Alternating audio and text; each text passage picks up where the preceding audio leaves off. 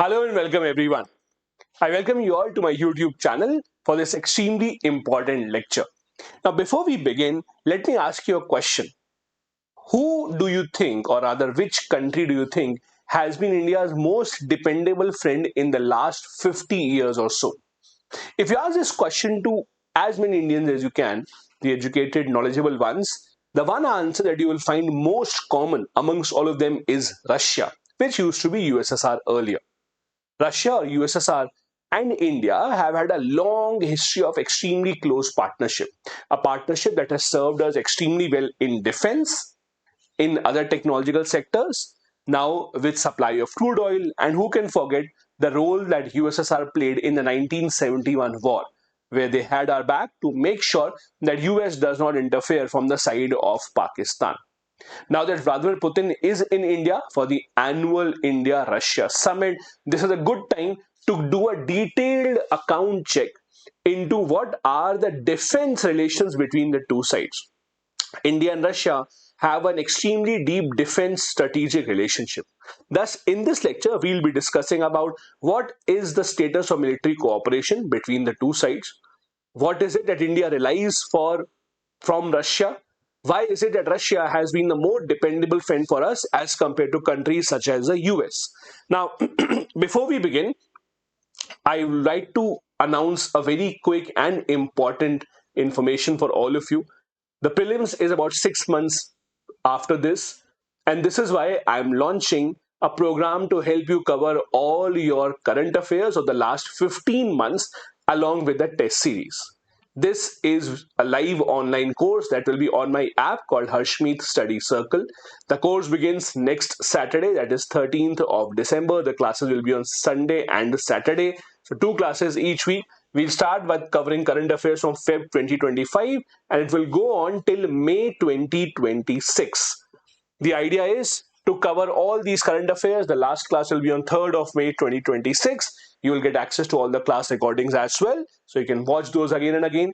After each class, you'll also have a 15-minute Zoom call so that you can also directly ask your questions in case you are not able to ask the question in between the class. Apart from this, if you have still not downloaded my app, you can download my app called Harshmeet Study Circle. I'm giving the link in the description of the video. The course also includes a lot of tests. There will be a weekly test after each week when we discuss these topics, and at the end of the course, there will be a 10 test series, a full-length test series, which you can also take up. So don't wait for this. If you are someone who has trouble covering current affairs, this course is built specifically for you. Now, let's go back to where we were discussing. Now, before Vladimir Putin landed in India, there was one other news that many people did not pick up. I hope all of you read this. That is, the Russian parliament ratified an extremely important partnership agreement between the two sides called RELOS, R-E-L-O-S. Let me write it here rather, RELOS, RELOS. I'm sure all of you being serious UPSC aspirants would have read about this particular agreement. Now, this particular agreement between the two sides is a logistical exchange agreement. For example, if India and Russia are involved in, let's say, a joint military exercise, if we are involved in a humanitarian assistance mission where their ships require some logistical support, they can take that support from our Indian bases, and we can also do the same with Russia. Please remember, this is not the only country with which India has this agreement. We already have agreements like LIMOA. With US, we have such agreements with France. We have such agreements with Australia, Japan as well. So this is not new, but this is important because it again shows how close India and Russia have been. Now, come back to where we were. When India became independent, it was after the Second World War. The entire world was divided into two parts. We had the part led by America, that was a capitalist group. The other part led by USSR, that was the socialist communist group. And they were trying to attract all these newly independent countries into their group. Understand this, after the World War II ended, a lot of these big empires started to disintegrate and many countries got their independence at that time, including India. US and USSR, both of them, were trying to attract India to their particular camp. America offered us the famous PL 480 program, under which they supplied us food grains. USSR, on the other hand, offered us technological help. helping us build a lot of government industries, a lot of government factories, etc. India, rather than joining any of the two camp, became the founding member of the non-aligned movement. The non-aligned movement was an effort that was run by 5 nations together: India, Indonesia, Egypt, Ghana, and Yugoslavia. Although we never officially joined any of the two camps, but everyone knew that we are much closer to USSR. The reason being, Indian freedom fighters, even before India's independence, were inspired by the socialist model of USSR. This was the same model in USSR that had held USSR to not be affected by the Great Depression that took place in the US starting 1929. Nehru, for example, was a big socialist leader. And that is why it was very obvious that India had a much closer relationship with USSR. That got even better when USSR started helping us militarily. The military relationship between the two started with the 1960s, when Russia agreed to supply us MiG-21 in 1962. Now, this was a time when India needed weapons. 1962 was the year where we fought the war with China. 1965, when we had the war with Pakistan, you may be surprised to know that in 1965 war, Pakistan had much better military weapons as compared to India. In fact, in 1965 war, Pakistan had what they call as night vision aircraft that they could watch in the night and they could attack in the night, where India did not have that. For example, I don't know if you remember this or not, there was a movie called Border, very famous movie, in which the climax shows you how the Indian Air Force is not able to come for the help of the Indian Army because the Indian Air Force is waiting for the sun to come up so that they can fly their aircraft, because the aircrafts were not able to fly at night. And the small team of army was left to defend Indian border against a huge team from Pakistan side. That's the entire story. Because Indian aircraft at that time were far inferior to the Pakistani aircraft because they were getting supplied these aircrafts from USA. Because India did not join the camp of USA, we realized this, and that is when USSR came for our help after the war. 1967 is when Soviet Union supplied us 200 Su-7 fighter bombers, which made our air power superior to Pakistan. Now understand how old India-USSR relations go. That is why you have to understand when Donald Trump or some other country tells us, don't be friends with USSR or Russia, they are not good, stop buying oil from them. We have to convince them it's not about oil. You have to understand how old the relationship between India and USSR has been. Again, at a time when America was supplying their jets to Pakistan, it was USSR who helped us with these top of the line weapons. 1980s, Moscow realized that India is trying to find new buyers. We are trying to diversify our weapon imports. So they started supplying us with tanks, jets, missiles, warships, etc. So much so that even today, over half of Indian tanks in the Indian Army are all of Russian origin. Indian Air Force specifically has been getting a lot of help from Soviet Union, and it is the Soviet Union Russian aircraft that still form the basis of most of the fighter jets in the Indian Air Force. However, the relationship between the two sides militarily has not always been hunky-dory. There has been a low point as well. The one big low point is what is called as a lost decade. Lost decade was this 10-year time period between the two sides where the things were not looking that great, which was 1988 to 1998. Now remember what was happening here. This is around the same time that the disintegration of USSR is starting to take shape. USSR gets disintegrated in 1990-91. And when USSR gets disintegrated, they have their own economic financial troubles. Russia did not have a lot of money. While getting disintegrated, Russia also needed to find new friends.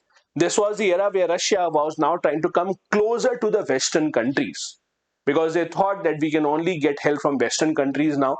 We have to stabilize our economy. So their focus was not on a lot of defense production. This was the era where they were trying to come closer to Western countries. From India's point of view also, 1991 was the year of the LPG reforms, after which India also tried to come closer to the Western countries, find new friends, launch policies such as the Look East policy, etc. That is why the relationship took a slight dip. However, the resurgence happened in 2000, almost parallel to the rise of Vladimir Putin. Vladimir Putin comes to power in Russia in the year 2000, and at the same time, the resurgence starts. After that, a lot more military infrastructure supplied to India, not just the tanks, but the helicopters, missiles, frigate, all of these are given to India. And more importantly, they even give us the nuclear submarine on lease. Friendly countries do have this kind of a deal that they will give their friends some weapons on lease. That you're not selling it to, it's kind of on rent that you take it and we'll take it back once you have your own. As I said, the backbone of the Indian army, the tanks are all, most of them are of Soviet origin. The T-72, T-90 main battle tanks are all of Russian origin. The Su-30, that is the Sukhois, all of these are the combat aircraft that Air Force still uses. All of these are of Russian origin. And who can forget the BrahMos missile? The BrahMos missile, that is a shining example of India-Russia joint collaboration, named after Brahmaputra and Moskova, that is a river in Moscow. These developments and these examples show how close the two countries has been. India now exports BrahMos missiles to multiple countries. Philippines, for example, if you know, a few months ago became the first country to which India has exported BrahMos missile, which is a joint venture between the two sides. Russia has also ensured that they have upgraded most of the defense equipment that they give to India. They're happy to supply all these spare parts because these require a lot of maintenance over the years. One other thing that we have to understand, when we buy weapons from a country such as the US, they make sure that they never give us a top of the line weapon. The weapon that their Air Force or Army may be using, they don't share this, at least not with India. On the other hand, with USSR or with Russia, that has not been an issue. The same S-400 that they use is the same S-400 that they sell to India. They don't say that, no, we'll only sell the inferior ones to you. Russia has also been open to sharing of technology or transfer of technology, which is a big deal for us. We have always tried to convince other countries to transfer technology because we don't want to keep buying. We want joint production so that we can be self-dependent in the future. Russia is one of the few countries that has offered us this. So they have allowed us unrestricted technology transfer with Su-57 jet deal, where they are saying that Indian demands are acceptable to them. They have even said that they are willing to establish manufacturing facilities in India, which is again a big deal, something the Western countries have not allowed us to do. With this discussion between the two sides now, with Vladimir Putin being in India, a lot of these agreements may be finalized. In fact, there was a statement from the Russian government just a few days ago where they said that it is upon India how deep do they want to take our relationship. They said that we are aware of the fact that India has been facing pressure from the Western countries, especially from America. So they have to decide how deep do they want to take the relationship with us. As many steps as India takes forward, Russia will match all that. So Russia has no inhibitions, no restriction in its relationship with India. They're just waiting for India to make that first move. The other relationship between the two is also on the S-400 missile defense system. We all saw the star role that it played in Operation Sindoor. Now with S-400, India has still not got all the batteries that we ordered. So we placed the order in 2018, despite the threat from America at that time. They asked us not to buy, but we still went ahead with that. Now, two of those batteries have still not been supplied to India. The reason being that Ukraine-Russia war started, so Russia's entire military infrastructure, military manufacturing was focused on giving their own military whatever they required. So India is still falling short of whatever we had ordered, but Russia has already been started working on S-500 now, which is an even more advanced version of the S-400 missile defense system, and they are happy to offer that to India as well. So this also is a big win for India. But one problem with Russian equipment has always been the timeline, the delivery.